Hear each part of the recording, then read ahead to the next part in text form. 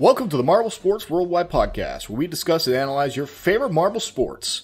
From JMR Marble League to All-Go-Do tournaments, we'll make sure you never miss the action. All marble sports, all the time, right here on the MSW Podcast.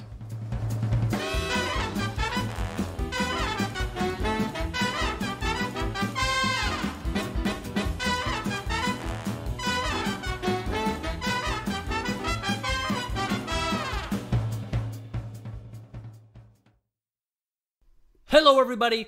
Welcome to the Marble Sports Worldwide Podcast. I'm a little depressed today, and my name is still Brendan. I'm also just like a tad depressed, and my name is Commander Wolf. I love marble sports. I really do. But there have been a few things in the past couple of weeks that have really bothered me in the world of marble sports. One of them was about 5 minutes ago. A few of them were in the past week. And one of them is kind of long running for the past few weeks. So we're going to talk about those things. Marble can't be happy right now. And for people who understand and have been listening the past few episodes, you might have a few guesses as to why I'm a little bit perturbed. There's a good word right there. But we'll get to that. I'm going to tell a story about what happened last week. Why is there no episode last week? Oh my god, no 105 last week when Marble League start? How? We were sitting, I was sitting on the couch on last Saturday, and I was just on my phone doing nothing. I mean, who really is doing anything on their phone, right? Phones are a huge time-wasting device. And it was pouring outside. It was one of the worst storms we've had in our area in a long time. We have a side street that our driveway's on. It's a very short street. It's like a private... It's not like a private street. It's just like a street that comes off the street, that little circle for our neighborhood. So it's like an extra little street. And it goes just a little downhill slope from that street to where our yard is and our shed.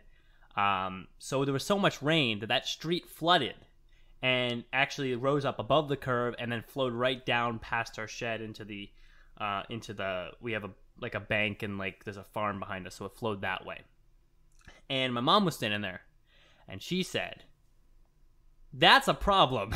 Okay, and that's what she said. She's like, "That's not good." And I was like, "It's fine. It's big storms, no problem. The water's not near our house. It's no big deal." And you know, the rain kind of stopped for a while or slowed down, and we went out there and the water drained really quickly. So I was like, okay, it's not a big deal. Stop worrying, stop stressing, it's fine.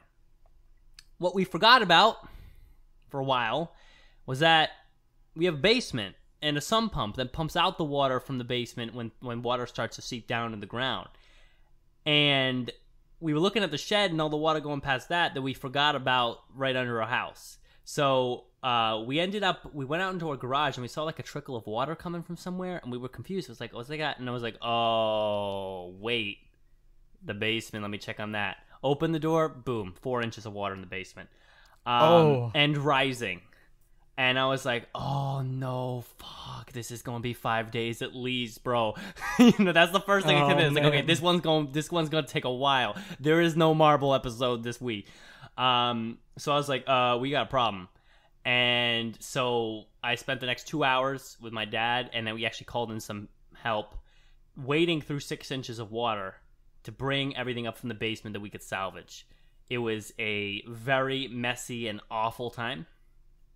And the fixing things afterwards, draining the water, took time. Going through all the broken stuff, moving it all around, throwing it all away, just took so much time, and we had to fix a few devices in the house. We had to get a new sump pump, and it was a tough week, man. It was a tough week. And to add fuel to the fire, I mean, the Rangers suck, and so, I mean, it's like there's that, and there's the house, so it was a tough week for sure. But we did handle it. We're okay. We're all alive. We're actually trying to sell the house right now during this, so this was the worst time for this to happen.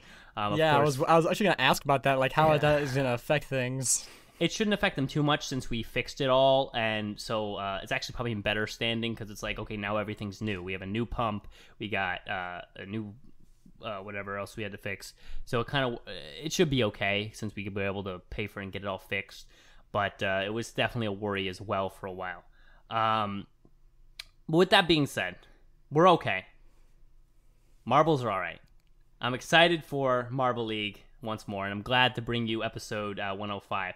One more update. Oh, two more updates. First of all, email in, please. I want emails. I love them, and this is Marble League season, so definitely email in. Talk about anything. I want to hear about your fantasy picks and why you picked them, if you haven't done that for me yet.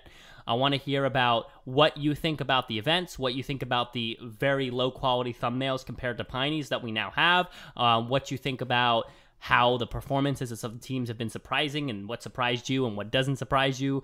All of those things I want to hear about in emails. That's mswpodcast@gmail.com. I'm going to repeat it one more time. That's mswpodcast@gmail.com. Limers is not in there. You get the idea. So make sure you email in. And then also, we're going to really try to get episodes out quickly, but if things still go awry with that, we might be uploading episodes without the news and then adding the news later so we can get relevant content out quickly. Because sometimes a podcast can get a little late in coming out, like 5 to 7 days. And so we release episodes 7 days later, and we're talking about event 3, but then event 5 is out. You can be like, doesn't matter, right? Dude, because like the Rangers could like do really good in the next 2 events, and then this whole podcast doesn't mean anything. All this rant means nothing. Then you need a rant about me being like, be patient for a couple events. You know what I'm saying? Like, I mean, so we're going to handle that as quickly as possible and make sure we keep the content as relevant as possible. With all that being said, Waff, anything you want to say before I take us to the news? Yes, it's not nearly as interesting as yours, but like I did say that I was a tiny bit depressed, and like it's a minute amount of depression just because like so.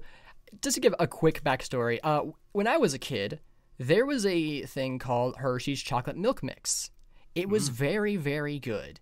But then it got discontinued in like 2009 or something, and it hasn't been around since. And then like I recently found out that someone like a post on like the Facebook page to like bring back the mix, and it's like, we think we found the recipe. And it's like, oh, and so today I got the ingredients listed, and I just made it, and it wasn't what it didn't taste like it. Unfortunately, I was like I knew that the chances were low, but I still had I was holding out hope because like it's probably the most nostalgic drink like of my like that I can think of. Like it was like I drank it every day as a kid, and so like now like there are a few things I can try. Like there is like a different ratio for the vanilla that I could use this time around to maybe increase the flavor. And I've also heard that maybe the vanilla I got wasn't the best, so I'm gonna try a different vanilla if that doesn't work. But I think at the end of the day, the mix is still lost to time, and I just want Hershey's to bring it back because I love it. A lot of people like there are people who still have like tubs stored in their freezer just to preserve it as long as they can, and it's just like I miss it. I want it, please. That's it. That actually is pretty interesting. I actually did not expect that. I never tried that, but I kind of want to now. You don't happen to have any left, do you? Unfortunately, no. We didn't get a store. We didn't actually realize that. Like we realized too late when it was being discontinued. So we weren't able to go out and like just like hoard a whole bunch like a lot of other people were. Yeah, like it sucks. Look on eBay. I'm sure you can get it for $50 or something. Oh my, yeah, out of date chocolate milk mix. Like there's no way that any of it's. Wait, there's no way any of it's still good. What's the name of it? It's Hershey's Chocolate Milk Mix. It's in the most common tub design was like purple with golden stars on it. And it's something that had like wait, the indigo stars. Okay. Chocolate milk mix. Yes, All right, I'm looking up. It was Hershey's Chocolate Milk Mix. So good. eBay. It's not.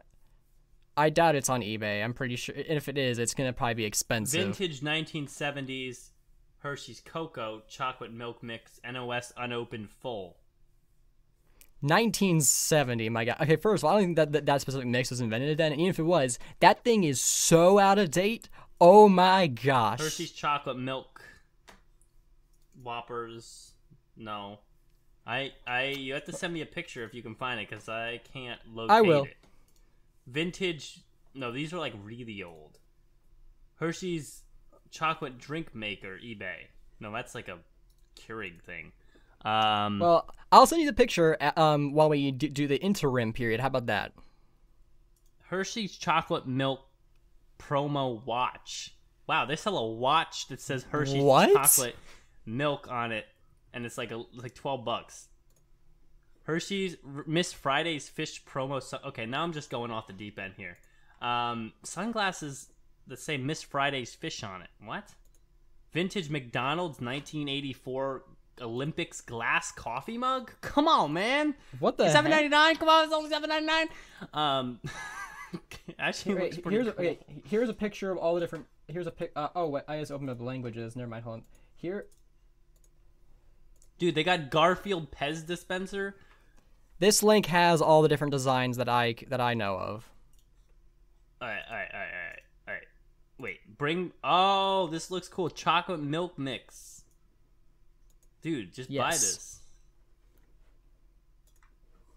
Oh, it's got like one of them's got a little dog on it. Oh, we should be on the live stream so you guys can see this. You guys gotta look it up. Hershey's chocolate. Bring back Hershey's chocolate milk mix on Facebook, and you'll see pictures to like the real good shit. All right. Mm-hmm. That's where the recipe I tried comes from as well. So maybe you can find a better. Like I used Hershey's Cocoa Dutch processed chocolate, but maybe it's not the same kind as it was before. I don't know. Probably not. There's gonna be so much experimentation just to try and get it right, and I doubt. Oh my god, to like mix different Hershey's things to try to get the similar flavor. Seriously, right, listen, I gotta get off eBay before I start buying shit. All right, the EB. All right, this is a long intro, and we got a lot to rant about. So let's get to the news with Johnny Marble. He's going to do whatever, and then we're going to see you on the other end to talk some Rangers.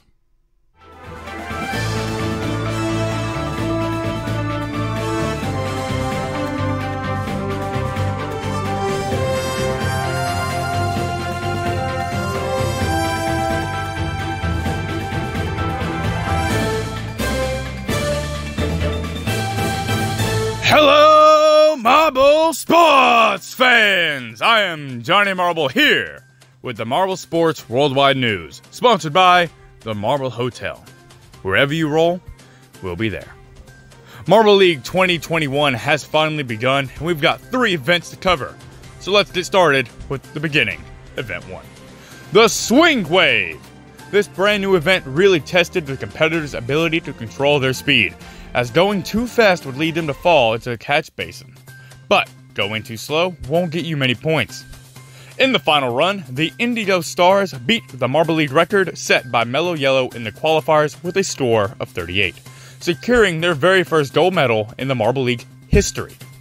They were closely followed by the Raspberry Racers in second and Mellow Yellow in third. Next up on the block is Event 2, Balancing, which really tested the teams. Well, balance. The most interesting aspect of this event is that not as many teams managed to get a marble to the end as in previous years, which led to a massive gap in points at the top. Speaking of, the Green Ducks were the only team to get 2 marbles to the end, resulting in a very dominant first place finish by 76 points over the Hazers in second and 116 points over the Raspberry Racers in third. And finally, we have event number 3, the 5-meter sprint, and oh boy, was this one wild. In the very first race, Billy broke the record set by C last year by 0.014 seconds. But that's even more shocking is that 3 races later, Green Eye would even surpass them as well by another 0.005 seconds. However, not even Green Eye was safe, as the veteran sprinter Chalk broke her record yet again by 0.01 seconds in the semifinals. And just when you think it couldn't get any crazier, Green Eye, not ready to give up so soon, would take the record back in the final race by 0.013 seconds, simultaneously taking home the gold. They were followed closely by Momomo in second and Iceberg in third. We're only 3 events in and the things are already looking pretty interesting, as the Gliding Glycers, a team who has never qualified for the Marble League before, is currently tied with Team Momo for first place. But with 13 events to go, there's no telling who will be on top by the end. So, we'll see if they can keep that momentum going. Well, guys, I've been Johnny Marble. You have been the best fans in the world. Let's take it on back and continue now with the podcast.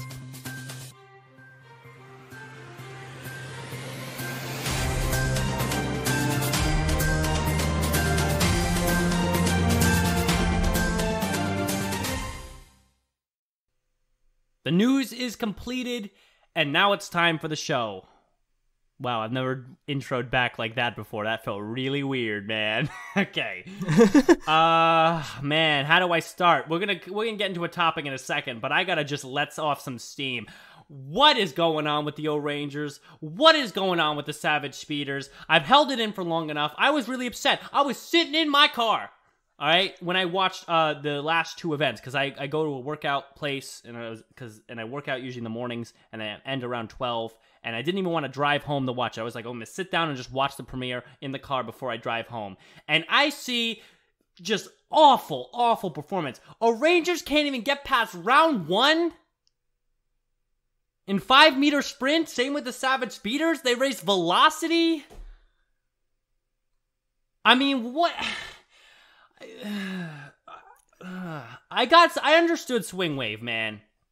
I understood it because that event's new. That event is very luck-based. I mean, for God's sakes, the Indigo Stars won Swing Wave, and the Indigo Stars are a bad team, and they continued to prove that they are a bad team over the last few events. They got 0 points in event 2, which was, God, why am I blanking on what event 2 is? Oh, balancing.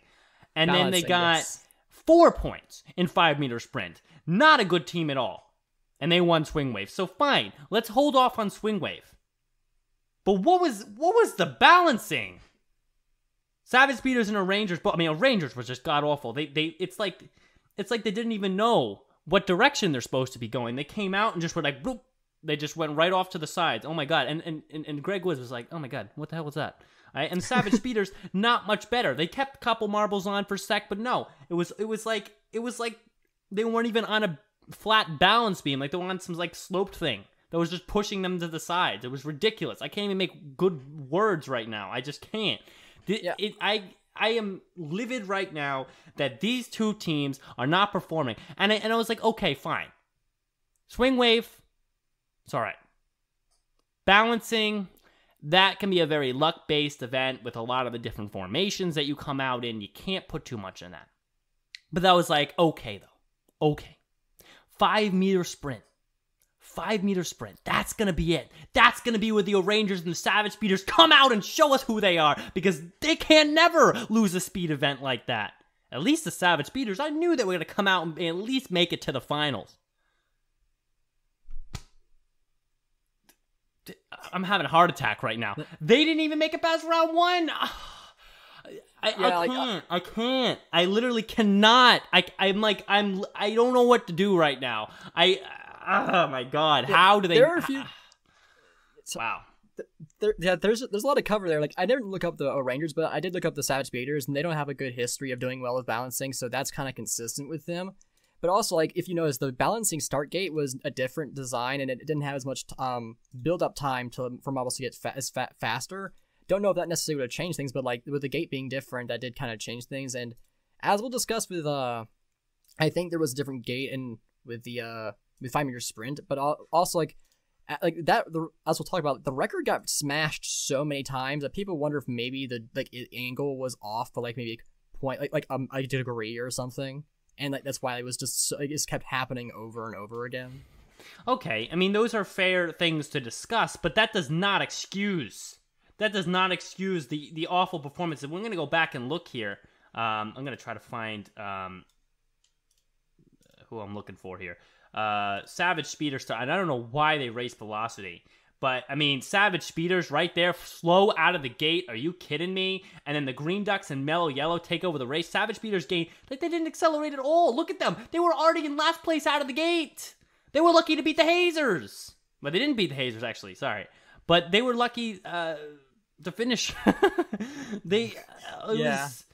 Oh my god, I can't even believe that. And then the Rangers here, same thing. Actually, they came out well out of the gate, but they let the Gliding Glaciers overtake them.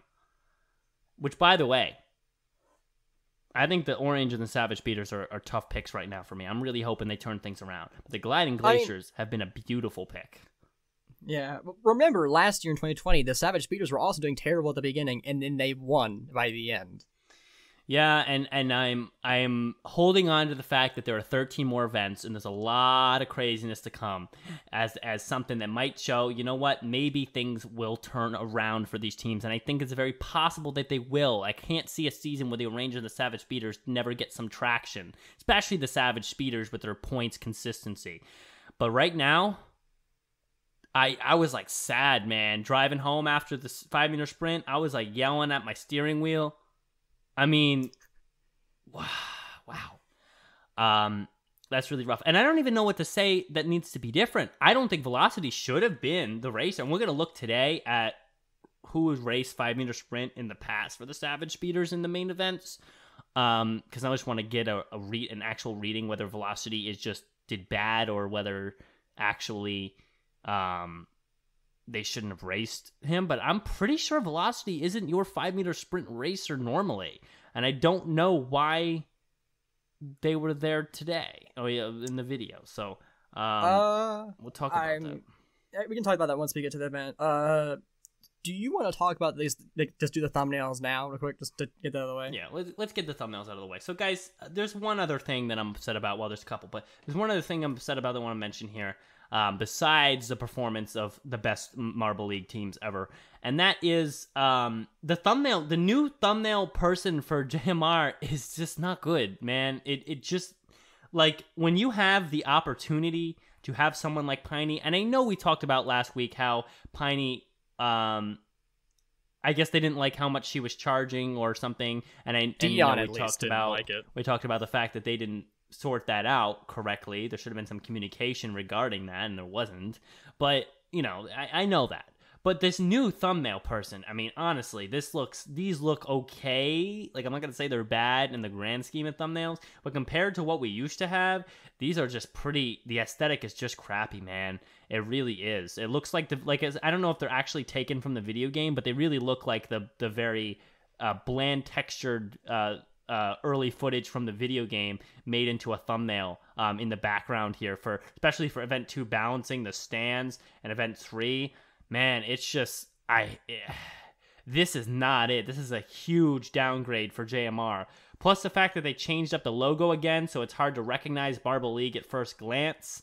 And they're changing so much about the thumbnail that maybe that's why they've suffered in views, because people aren't recognizing that same pattern week to week or video to video, because they always look so different. And now we have a completely different art style that's not nearly as inviting.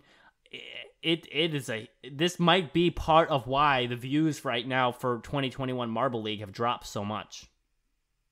Yeah, and it is important to kind of, so like in the first thumbnail, like you can kind of see actually the swing wave art they did for the qualifiers, just kind of copy pasted and put it in there again. So one thing, but then like after that, like that it's like the 3D models and stuff that are from the game. So it's pretty clear to me like they took like a shot from the game and then put like a filter over it. And part of me wonders if maybe like that wasn't the thumbnail artist at all for events 2 and 3, because like they didn't do 3D art at all for the past 3 thumbnails that they did. So is that even them anymore? Who knows? Like, I don't know if you can necessarily blame them for that. I think that like that might be, because I remember Dion has made thumbnails before and they're not the best. Oh man, Balancing's thumbnail, that pyramid in the back, it looks so bad, dude. It looks really shitty. Oh bad. My god. Like, I don't think I can zoom in into it here, but if you're looking at the screen on the YouTube, oh my god, it's just, man, it looks like friggin' Minecraft. You know what I'm saying? Like, you know what I'm saying? That's what it looks like. That looks like that texture in the thumbnail. So, not great. Yeah, well, I think that's about it, really. Like that's probably just gonna be what it's gonna be for the rest of the season. And so instead of just keep saying, yeah, it's bad, unless like something like significantly worse happens, we're just not gonna address it again. Yeah, we'll keep you updated, but it's not gonna get better probably. With that being said, let's jump into the events, guys. 3 of them. We're going to give you, as usual, we're going to do a 1 out of 10, an out of 10 rating on the events to give you a sense of what we think about the event as a whole. We'll talk about some of the things that we think were interesting about the events. I'll complain about the Rangers and Savage Speeders, and then we'll move on to emails for the day. So with that being said, Swing Wave. Oh, and by the way, the opening ceremony was fun. I always love the different formations of marbles. I do too. That they come up with. Some of them can get real repetitive, but I still think they're really cool. How they go through all that work with the frame by frame, the stop motion animation or whatever it is. I think it's really cool. So that's fun to watch, but if we actually get into the action here, I'm going to defer to Waff here. Swing Wave, man, what are you thinking as far as event 1 out of 10? What do you think? Like 1 to 10. So I would say maybe it's a 6 out of 10. Like, the problem is, like, it was very, like, consistent how the teams were doing. Like, they were like it was nothing really surprising. It was almost always the same kind of rough placements. But I do like the concept of it, like, you know, like how a team's gotta control their speed. Like, if they go too fast, then they're just gonna shoot off and get no points at all. But if they go too slow, they're not gonna score anything. And like, you can like end up sabotaging members. Like, I remember, I think one of the Rangers got blocked by, I think it was the Glaciers they were racing against, or the and like that, like it stopped one of the Rangers back in like the 6th zone or something like that. And then there are other times where like a marble could fly through in the 9th spot and then bump another one and head in front of them into the. So like there is some strategy there, and it's interesting, but it's like it's not the most fun to watch. Definitely not. To me, it's like a very controlled, less interesting half pipe. You know, where you send the two teams of marbles out, they all kind of coagulate and things like that. Spell that one. But it's all right. I would give it about a 5 out of 10, honestly. There's not a lot of strategy to it, man. It's really hard to. I mean, one of the actual strategy for this game. I'll tell you the actual strategy for Swing Wave. You just want to shoot for 8 every time, because if you get 4 marbles and 8, that's 32 points. The top points, there was only like 2 or 3 teams that got over 30 in the final standings. So you want to shoot for 32 every time. So 4 8s would be the way to go, because then you're not going to lose a marble, and if you do, you'll lose them into the 9, and that would be good. And you don't risk that. So honestly, that's the strategy. Obviously, that strategy can't be implemented very well, because even though we know that every event is just inanimate marbles, if we come out of role play, this event really kind of stresses it. Because the strategy for this event is so clearly not what any of the teams are doing or will ever be able to do, that you really notice that the marbles are inanimate win this event. Okay? Yeah. Because, like, let's say the marbles were actually athletes and were actually able to control their own momentum, all right, which would be so cool. Every team would say, okay, let's just all shoot for all 8s or all 9s, because if a marble goes too far, then he gets a 10 or a 9.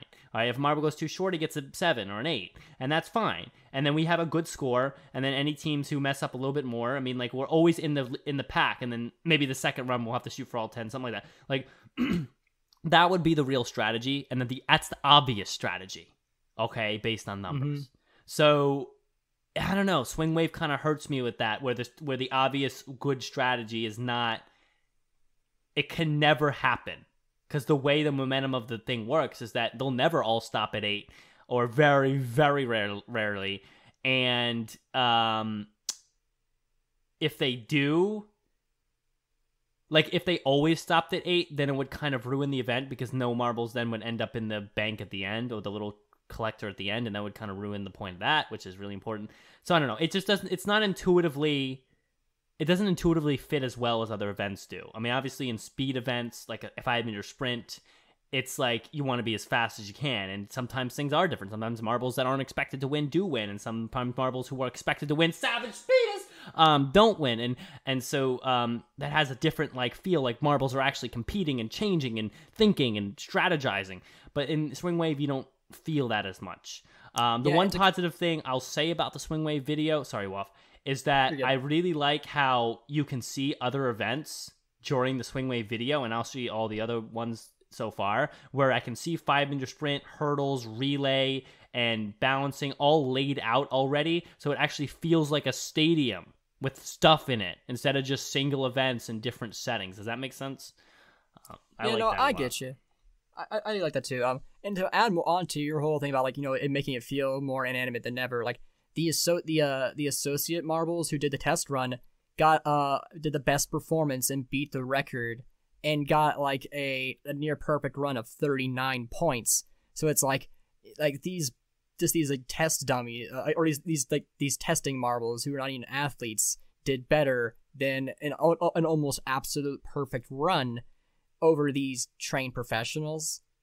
But I mean, I guess to be an associate, I guess to be fair to them, they probably practice with these a lot too, just so they don't make a fool of themselves. So I love how you're now feeling bad for the associate marbles. We should be fair to them that they are maintaining, and they probably are also training to make sure that they are demonstrating these events properly. And so it's not like a real spit in the face to lose to the associates, but like I think it is like a point to be made. Like like in universe now, these marbles who aren't competitors did better than all the competitors and almost perfected the event. Yeah, you make another valid point there too, and it just kind of shows the unfortunate turn of Swing Wave. It's a 5 out of 10, but I mean, at least it's a unique event. And I mean, the Indigo Stars won, so we had a weird upset. I mean, we had weird teams do well in this event. I mean, the Rangers and Speeders did not do very well here. Well, I mean, the Limers didn't do well anyway because they're bad. But I mean, we saw some good teams, some not so good teams do well. Indigo Stars, Mellow Yellow came out of the woodwork for this event. Who else did well? Shining Swarm actually got 10 points. They did pretty well. Gliding Glaciers started off strong. So I mean, it was in my opinion a very bad choice for an event 1. It really was. It would have been a good event 4. Just kind of shove it in there, like, okay, we're doing this. Maybe, yeah. I think event 1s should be basics. Balancing is a great event 1. Final Endurance is a great event 1, or something very flashy like Jousting might be a good event 1. I don't know what it looks like yet. Or like Sand Mogul Race might make a good event 1, but not. I didn't like Swing Wave as a good event 1. Nor did I love watching the event. But I mean, congrats to the Indigo Stars who found the strategy for it. I guess yeah. I mean, I found them to be very good at decreasing their own momentum by knocking into other marbles, and that really helped them because, if they can decrease their own momentum, they can keep in the 9s and 10s instead of go too far, and that's what really helped the Indigo Stars. So that's a little bit of strategy. Use the other marbles to kind of dampen your own momentum. Shoot for 8, shoot for 9. Those are your strategies. But I mean, overall, we started off on a pretty bad note, considering that this event's not great, plus the fact that the teams that I screamed fantasy for so much did not perform well. But with that being said, Waff, do you wanna lead us off for event 2, balancing? Yes. All right. So balancing, I think we did kind of mention this earlier, but like, yeah, the starting gate is they've been using this new starting gate for like all the events, but like it doesn't have that same starting ramp length as the past events, and like I feel like you could really feel it because like I compared the results of balancing for the past few years, and it is never like, with the exception I think like 2016. Yeah, it was very bad compared to your average balancing year. Yeah, like they haven't done this bad since the very first balancing event, and it's like only 5 teams I think got someone to the end of the track, and like only 1 team got 2, which is not normal at all. And like I guess in universe is like oh, I guess they just haven't been practicing it, but like it just seems weird that like suddenly they are bad at this event that's been in universe regular. Then we should call out the fact that the gate's different. If you look at and actually here let's find a good pause here because the beam is the same. We can't complain about the beam. Okay, the beam is the beam, right? Right. Let me play the video. I think it's the exact same too.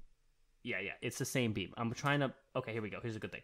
So we get a good picture here of the gate here. We see that you have the slot for all 4 marbles, and we come out and we have a good about 7 marble length or 8 marble length platform here before you hit the beam. If you go back over to balancing here, you have that's shortened to about 2 marble lengths or 2.5 marble lengths. That is a difference. Yeah. A lot of silence. Sorry, I wanted people to understand that. I wanted people to think about that during that silence. If you didn't think enough about the fact that that's the difference, rewind and listen to the silence again. That is a huge difference. I'll give some more silence. That doesn't allow for marbles and as a team and singularly to arrange themselves to prepare for the narrowness of the balance beam.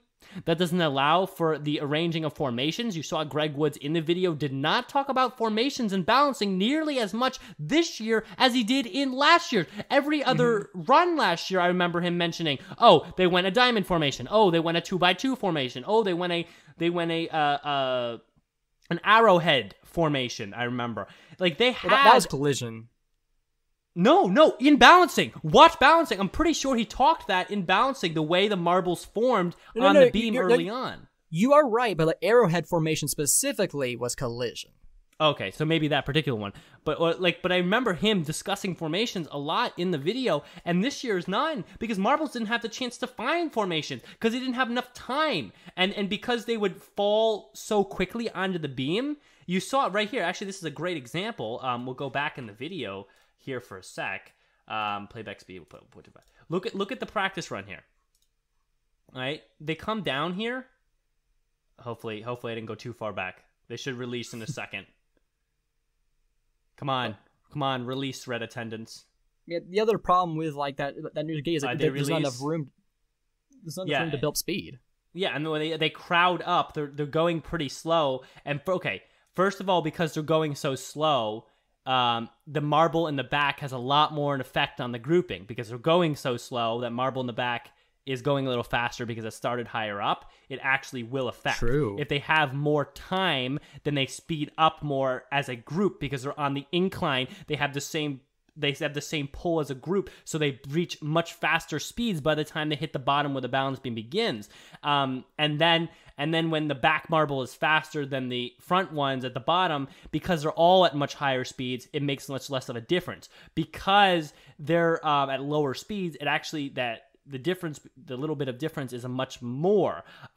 Also, because they have less speed, when you're not moving as fast, you have a much higher tendency to go left to right, okay? You have a much higher tendency to lose balance. That's why when you're on a bike, when you pedal on a bike, when you're pedaling and going fast, you're fine. But as the bike slows down, it's harder and harder to control balance. That's exactly what's going on here. Less speed, because you have less space at the starting, you're going to have less balance on the beam. You're going to swerve a lot more. And that's going to throw teams off, veteran teams like the Savage Speeders and the O'Rangers and other teams. Let's take a look at some of the standings here. Crazy Cat's Eye is bad in balancing. Chocolatier's bad in balancing, and they're actually a veteran team. Mm-hmm.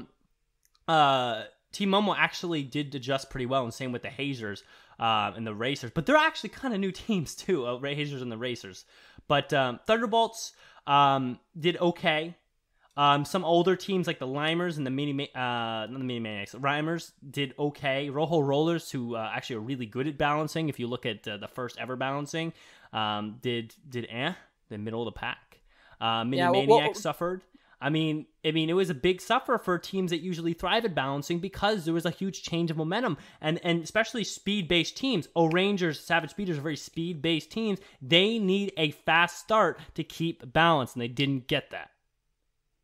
I don't think we ever actually talked about the fact, like putting the marble speed difference based on height on the ramp. I don't think we've ever actually mentioned that before, but that's a good point. Like if they did like what Hershey used to do in M games, like measuring the marbles, you'd be like, okay, you got to put the lightest marble at top so they don't accelerate too much and push into the rest of the team. It's like that would be an interesting way of very smart coaching it. No, I agree. And if we ever got to community coaching, obviously that granular information would be important. Hopefully a good coach would ask for that information, but we might be far from that with JMR right now, especially with Dion being Dion.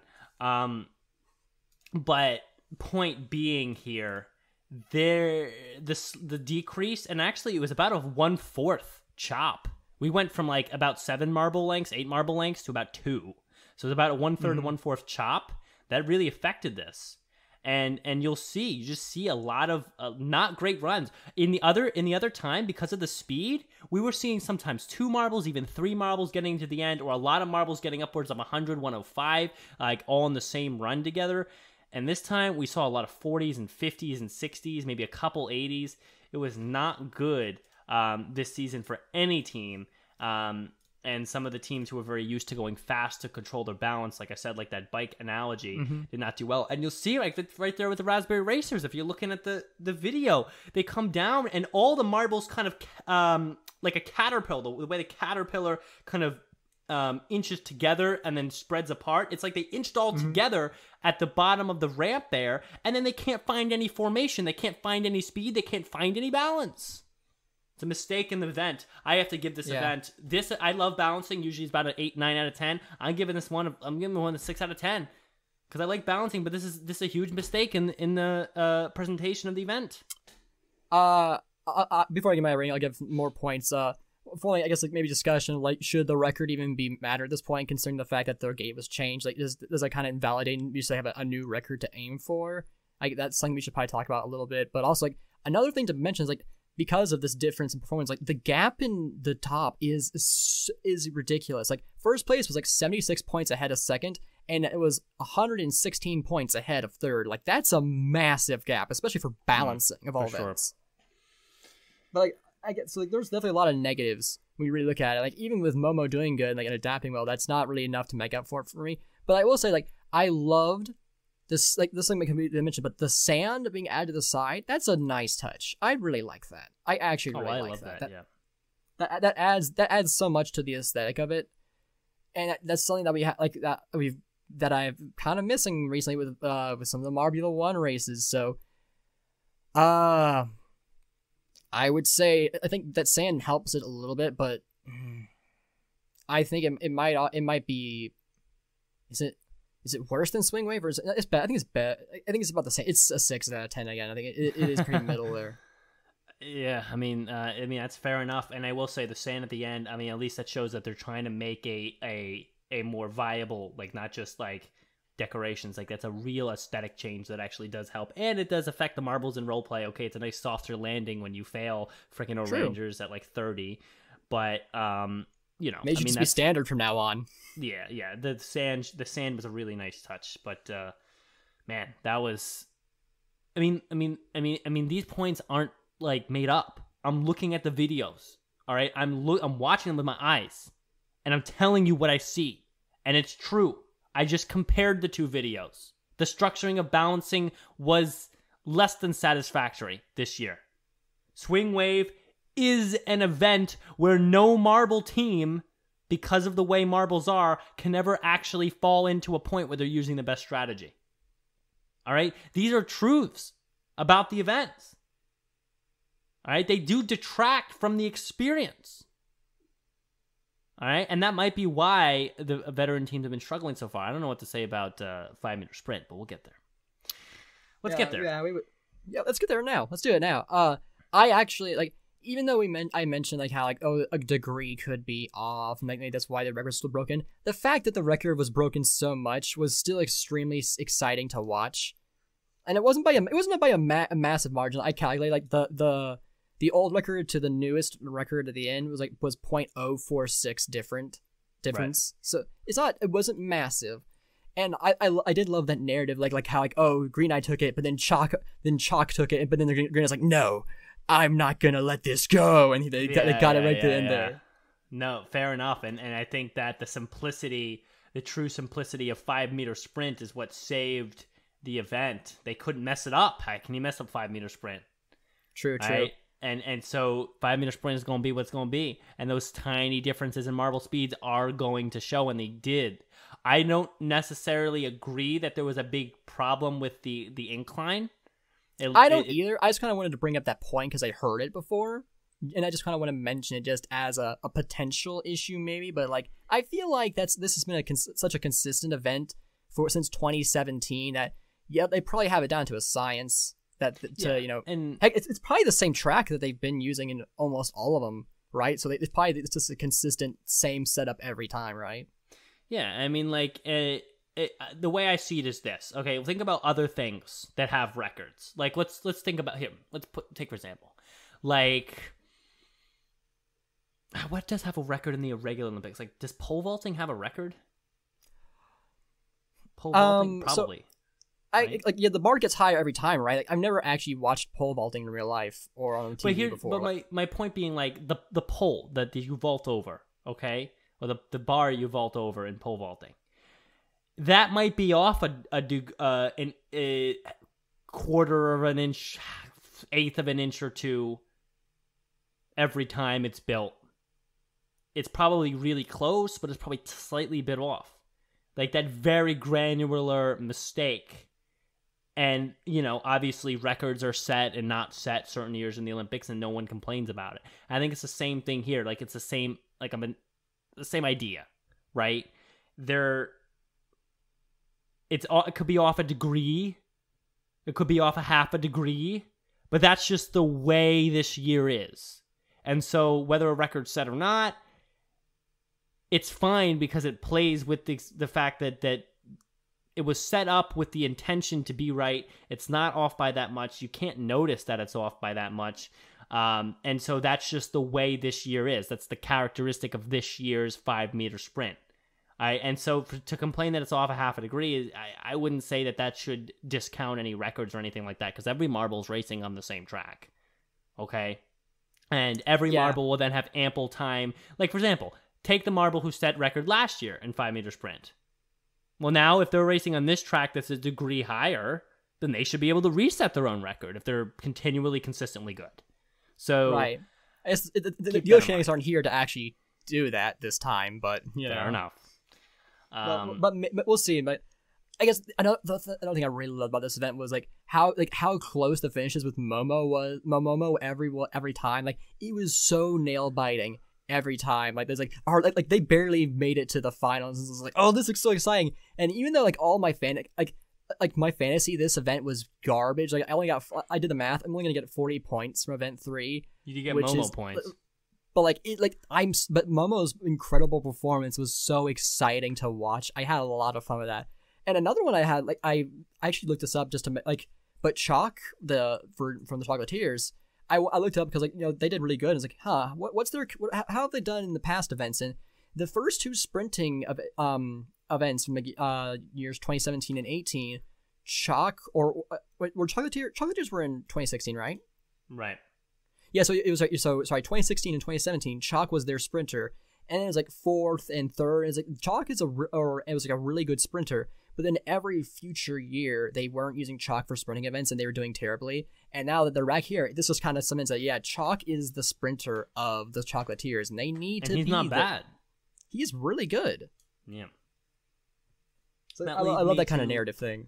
Another important detail to look at, and we're going to have to do a little bit of research here, who races for the Savage Speeders in speed year to year, because they race velocity, and in my opinion, from what I remember, velocity isn't usually the speed person for the Savage Speeders when it comes to sprinting. So I'm going to try to find Velocity. I did check it. Velocity has never done the sprint before. This was their first time. Then that's just a whole lot of bullshit is what that is. Because why is JMR, that's not fair. That's not fair play from JMR then. Yeah, using velocity like that, yeah. Because to use a new marble just because, I don't know, maybe you don't want the Savage Speeders to win again this year, that's a lot of BS. Because when we make fantasy teams, we make them based off the expected, performance. And it's one thing if Rapidly goes out there again, because Rapidly, I feel like it's either Rapidly or Speedy who goes most times. Rapidly goes out there again and does bad, then whatever. But, honestly, if they put a new speeder marble out there, and it's like, okay, we're just going to change it up, and I'm like, but it doesn't make sense, because the speeders are always good at 5-meter sprint. Why would you change the racer? That doesn't make sense from a speeder's point of view. Well, that's just bad play, in my opinion. That can't be good. It can't be good. So, I don't understand that. I don't like that. I don't know if it was a mistake or they're just like, oh, let's just be random. Well, that's not how it should be played. This far into the game with JMR, there should be. I mean, if they can get as detailed as to give Greg Woods an announcer's booth and make little double couches for patron marbles, they should be detailed enough to know to race the same marble for 5-meter sprint if they have had a good performance for the last 5 years. Yeah, and I guess speaking of marbles being random marbles thing, I found out apparently one of the Raspberry Racer marbles was changed, but it's the same name. And because Raspberry Racers is has one of the more distinct designs, so you actually can tell when they're different. And one of them looks very similar to a currently existing marble already. So apparently one of the athletes marble was swapped out for whatever reason. Wait, what do you mean? Marble swapped out from the Savage Speeders? Yes, yeah, so no Raspberry Racers. What? Who is that? I don't remember who, but one of the Raspberry Racers marbles was swapped, but it's still considered the same athlete. But the reason why people picked up on it is because that has a very similar design to one of the other racers, and Raspberry is pretty easy to pick out. Actually, they have some of the most distinct designs when you actually look close at them. Oh, okay. All right. Well, but that's not. I don't know if there's any reasoning behind that. I'm assuming they didn't give any. Yeah, I think it was just random. People just kind of noticed it. It's kind of like how in a previous year they actually they mixed up the names of one of the racers by mistake, but people who knew the Raspberry Racers you actually put the wrong racer in, but it's fine. It's like, but like this time it's like they completely changed the marble or quote unquote uniform as they're sometimes treated, but it's like is it gonna affect things? I don't know. Like I just kind of wanted to put that point out there for our listeners to know about. Well, it's like, live chat says Velocity got bronze last year. You said he never raced before. In 5-meter sprint, I don't remember. I don't remember seeing Velocity on the list. Let me see. 5-meter sprint in 2021, 2020. Let's see here. 2020. That's Marbula 1. 2020. Here we go. 5-meter sprint is Swift. 5-meter sprint is Swifty. Oh, okay. Well, that's different. That's a different marble. Oh, sorry, that's hurdles. Wait. No, that's hurdles. My bad. Oh, sprint. okay. There. That's why. That is my bad. Okay. My bad. Velocity has gotten a 3rd place in sprint before. All right. Well, then maybe it's a little bit more fair, so I can be a little less angry. Okay. But I'm sorry, Velocity. Well. Listen, if Velocity enough. listens to the podcast. Velocity does not listen to the podcast. But Velocity was very bad. Velocity didn't even start in the lead and then lose the lead. No, it was just all bad from the start. Last place the whole time pretty much. I don't know then. That's actually tough to call. I don't know. There's nothing different about 5-meter sprint. Velocity that's a very unexpected performance. I hope we don't see that again in other events from the Savage Speeders. We need to see the Savage Speeders do what the Savage Speeders always do. Mm-hmm. All right? And they've never finished below 5th place in a Marble League, and I don't think this is the year that they're choosing to finish below 5th place in a Marble League. So we're going to have to see how that turns out. Well, as we'll see in the RetRollSpective, which is this week's, they are very competitive, so I don't think they would ever settle for that. Like this, they're very competitive.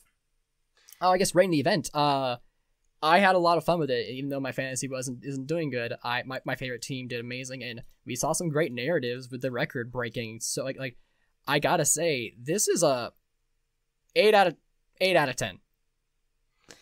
Yeah, I actually have to agree with an 8 out of 10. Or I'll even give it a 9 out of 10 because I think 5-meter sprint's a staple of Marble League. I think there was no problems with it. There's nothing wrong with 5-meter sprint. I just didn't like how some of my favorite teams did. I completely forgot to mention there was one aspect of 5-meter sprint that I didn't really like. That kind of made it feel a bit off. It's like they did the still cam at the beginning of the start of the race, then they would switch to a sweeping cam and then to another still cam, and it made it feel very awkward. Like we kind of talked about how like you need those moving camera shots to make it feel less like I don't know. I feel like sprint has always had like a consistent track cam that follows the whole race. I think it makes it feel more intense, I guess. I agree. Yeah, the cutting was. Now that I look at it, the cutting does kind of make not give you a nice understanding of right. The whole length of the course and the race as a cohesive whole, how it cuts in the middle like that. I don't like that. So that's actually a good point. That might deduct it down to an 8 for me, actually. I'll also keep it at an 8, but that is something that I did for that's like the biggest negative for me from this is like the camera work was not as good this time around. Yeah, no, for sure. Or maybe like the editing. I don't, but it looks like I don't know what happened in the studio. Yeah, I don't know. It doesn't. I don't like it. I mean, there's a lot of little things this year. I mean, you caught that one, and then there was the balancing thing, and I mean, a lot of little things off this year, and aren't for the better. So, I don't know. I don't know what to tell you, but I mean, obviously we've been picky a little bit, but I mean, consistency year to year, no matter how good the quality of the cameras and everything is very important in a Marble League, especially something like this where we're getting so serious about each of the teams. So that can affect it. Those are the 3 events, though. Funnel Endurance coming up. I really, really, really think that this is the time for our front runners to shine. Well, they might not be front runners this year, but I mean, Rangers, Savage Speeders got to do well in Funnel Endurance. They have to. If not, then it's going to be a problem. If they put points up on the board here in Funnel Endurance, then they'll be fine. I want them to at least get past round 1, because they'll probably do 2 groups of 8, and they'll do 1 more group 8. I want to see both Savage Speeders or Rangers at least get past round 1. Crazy Cat's Eyes, they got a gold. And Green Eye killed it in the 5-minute sprint. Amazing work. And so they're doing it right, and I want to see them do well in Funnel Endurance, but that's not really the thing. All right, but and Gliding Glaciers and Raspberry Racers have been very good so far. But Rangers and Savage Speeders have to show up. I guess it would be Monday, right? They have to. Yes. Yes. Something like that. But also, like, Team Momo is now in first place, and they're tied with the Gliding Glaciers. What a strange situation. Like not only is I don't think Momo's ever been provisional first before. But now that but Gliding Glaciers, a team who's never qualified before, and has only tried to be in the qualifiers once before this, is now actually tied with that. That's just like so dude, wild. I said Glaciers are the rookie dark horse pick to go with. I had a feeling running with the Glaciers, and dude, they're doing so well. In fact, they might even take the overall first here in the next event. Their Funnel Endurance is. Let's actually see. What was their Funnel Endurance like? Because that was in the qualifiers, I'm pretty sure.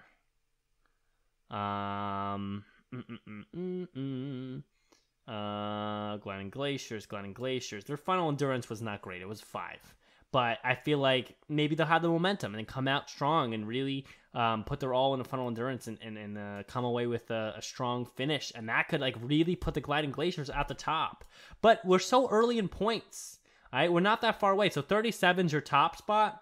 You know, if you look at the likes of our Rangers and the Speeders, we got 16, 17. You know, that's about half the points, a little bit less than half. So they have a good win here in the next event, and something like the Team Momo doesn't do very well. All of a sudden those points change. We're not even a full first place difference in points quite yet. So still a lot of room for things to switch about. A lot of room for the Savage Speeders to just be like, listen, enough of this crap. We're coming back. We're the Savage Speeders. And same with the O-Rangers. So we'll have to wait and see on that for sure.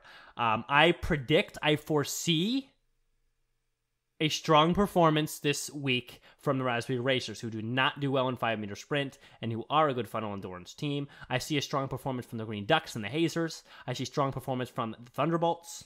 I can't speak to the Savage Speeders and the Rangers right now, but I do not see strong performances coming from the Limers or the Mini Maniacs or Team Momo actually in Funnel Endurance. Team Momo is not, in my opinion, a good Funnel Endurance team usually. So probably careful on that. Indigo Stars probably not going to do very well in Funnel Endurance. That is it'd be very odd. But I mean, obviously things could go against that foreseeing. So we'll see. I mean, from my experience, or my memory, the speeders don't normally do well at Funnel Endurance because they always rush through it, given their speedy nature. We'll see. Yeah, I can't speak to them. Like I said, I don't know. I mean, Wizzy got 4th actually in funnel race in 2016, or 2017. Third in Freddy Loud. Okay, never mind. They're actually pretty good at funnel stuff. All right. Yeah, I mean, I don't know. I feel like this is the time for our Rangers or Speeders to come and take a gold, or it's gonna be bad for the next 12 events. So this is a tough year. Okay, it is. This is like, while our opinion of the first 2 events was not the best, I do think this is shaping up to be one of the best years, or at least the most interesting to watch. I'm having a lot of, at least 5-meter sprint really reinvigorated a lot of my excitement. I had a lot of fun sitting down to watch that one. Yeah. I think it could be a really good year. I think hopefully some of the events in the future don't have small negatives like that with the presentation that we'll have to take into account. But for now, it's been going okay, and bar the bad thumbnails, I'm hoping for a good year. With that being said, guys, let's read a couple emails, and we'll end with today's RetRollSpective, which is on the Savage Speeders. Here we go with the emails. All right, so Alex writes in, thank you for your advice and constructive criticism. And he made some changes to his team. Now, I'm sorry, guys, that the Savage Speeders aren't performing up to par. We do have a lot of events to go, and I think that there will be golds to their name by the end of this year. But remember, we only have the information to work with currently when we make a fantasy team. Obviously, you can't Monday morning quarterback a fantasy team because we can only make good choices based on what we know. So, I mean, I'm sorry, but I'm also like, listen, that was the smartest thing to do at the time, and you can't predict it always. But we'll see. We'll see what happens. Alex says, I'm not going to be a thin skin, and I've made some adjustments. I think that would be not thick skin. Usually thick skin people are the ones who can take a lot of... Well, I think thick skin is stubborn, but thin skin also is sensitive. So it can work. I don't know, yeah. I think it worked. Kind of work. Green Ducks for his ×3. Not bad. They've been doing well. Savage Speeders for ×2. Hazers, Mellow Yellow, and Momo. Momo has a dark horse. Well, right now Momo is doing pretty good. What if this is Momo overall win year? Oh my gosh! I would, dude. If it's looking at that, I'm going to record a live reaction to the final event. I'm gonna do it. Oh my god, yeah. If Momo, because the teams that we never expect to win, for Waff's case would be Momo, who really wants to win, and in my case it'd be Limers. So if there's ever a situation where Momo or the Limers could win the overall in the end, it will be a live reaction moment. I might do the same for Mellow Yellow, but probably not Crazy Cat's Eyes because they're actually pretty good. But man, like Momo or Limers, dude, if this is Momo's year, oh my god, that would be crazy. Dude, they're in first right now. I got 3 events in. Yes. And I did check it. This is the first time, at least in a main tournament, that they have been provisionally first before. This is their first time at the top. Yeah. Yeah, we'll see. He says, these are not my actual predictions, but these are my fantasy ideas. It seems well-rounded with no real risks. I'm not in the Discord, so at the end, I will sum up my score and take a look at where I would land at the end. Thoughts, Brendan?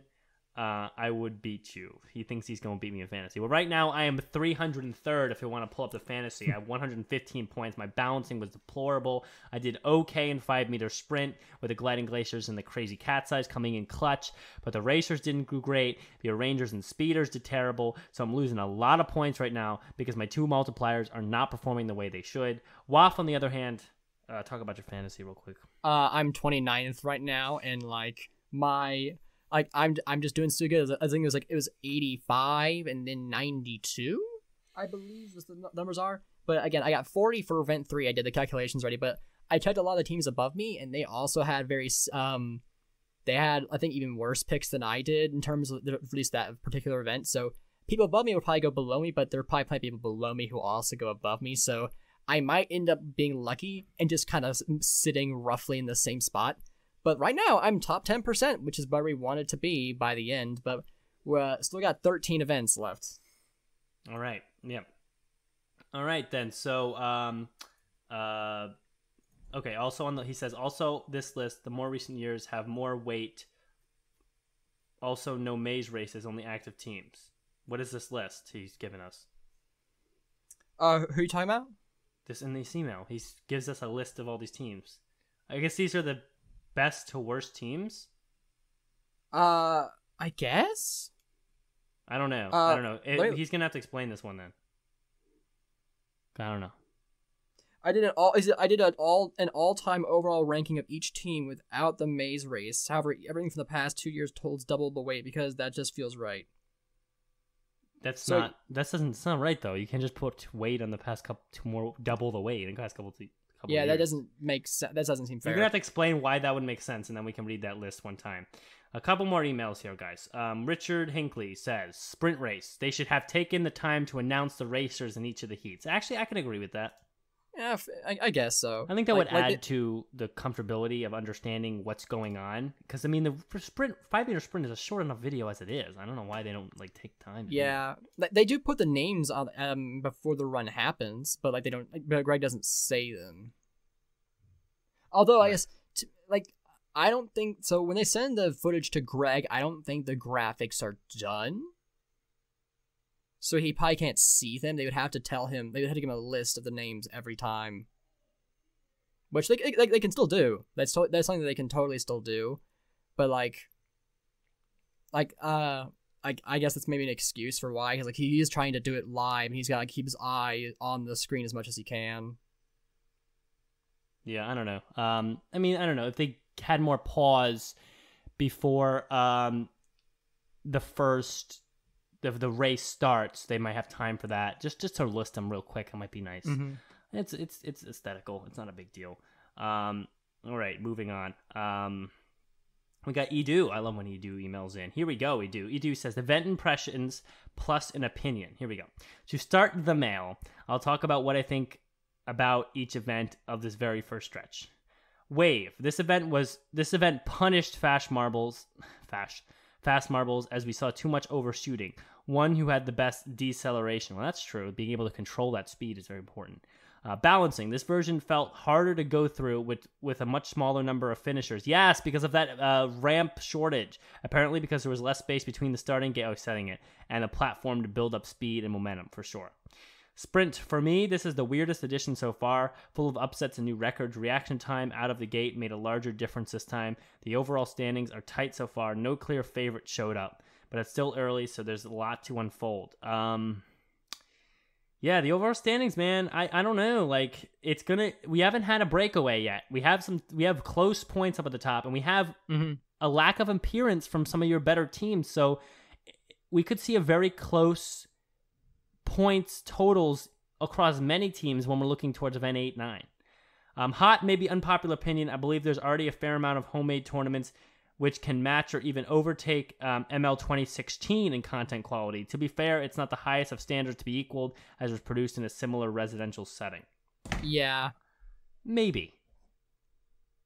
I mean, it's been a while since I've rewatched it, but I think at least in terms of visual and quality and the aesthetic of everything, yeah. But I think that Greg Woods' quality of audio, even when his audio quality was not as high, was still better than most commentary and other people's stuff. So I think it still sits, at the very least, it's one of the better ones. Comparatively. Yeah, I think there's some smaller channels that are getting close to that quality, really are. But I don't think they're there yet. 2 more emails from Marley. Writes in, he just subjects it the top 5 individual marbles in JMR history and then has nothing. I think he's asking what those are. I don't know. I'd have to go look. Maybe a different time we talk about that. Best team not to win anything. Now that's a good question.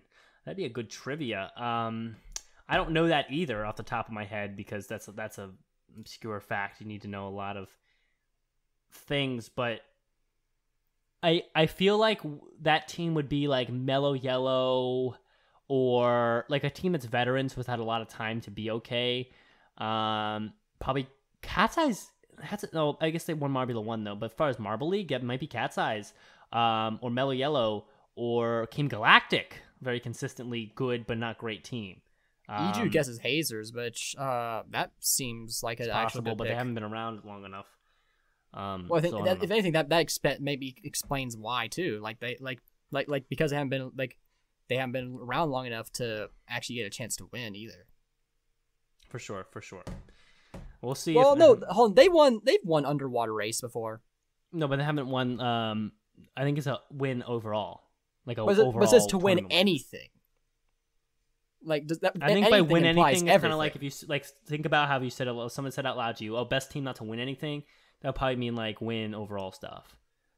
I don't know. I feel like that at least to me, I interpret that as literally anything because that's what I don't anything interpret it as means. that. If it's not what that meant, then they used the wrong word there. But hey, You get on him, Wuff. You tell him. get on my podium. Yeah, you're so bucks there. All right, well, we're actually doing okay on time. So we're going to end with the retrospective for this week. About the Savage Speeders. Remember, you can always look this up and read the whole thing. Obviously, we're not going to read through the whole, 3-4 page article because it's long and there's a lot in it. But usually me and Waff will both read a excerpt from it so you get an idea of something we found interesting.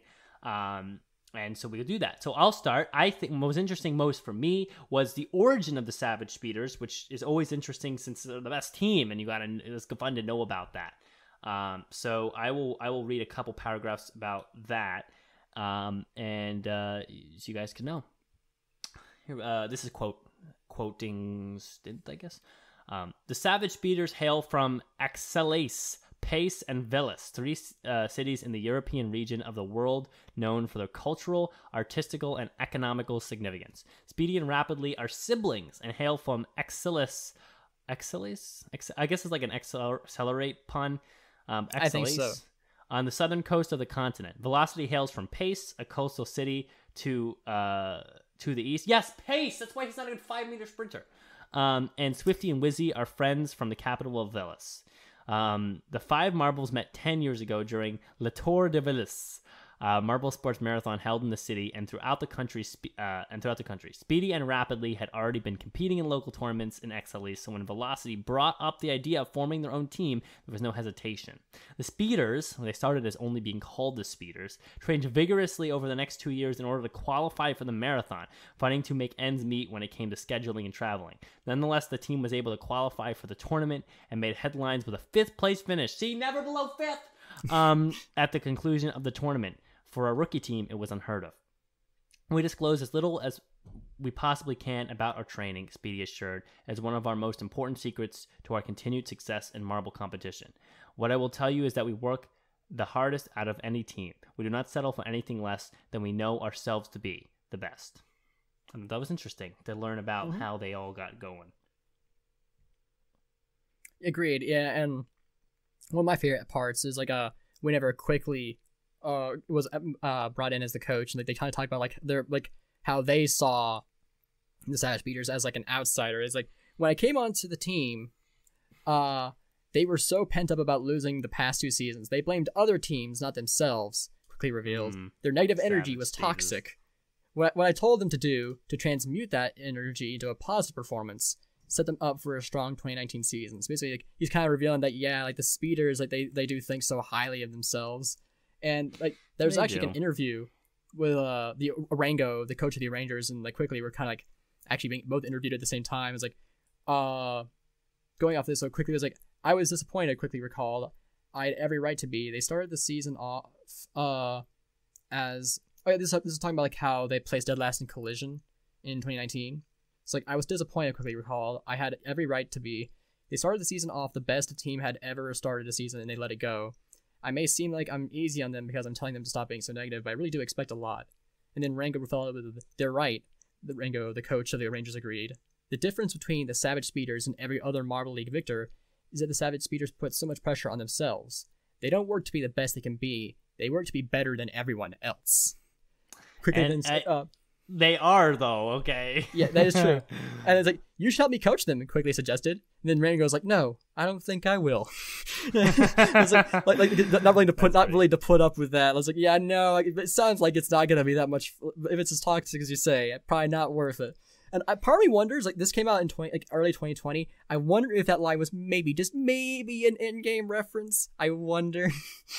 Because of the whole rivalry, but going on. Oh man, that was a fun year. And the whole thing about the 139 points thing with the Wisps. Oh my gosh.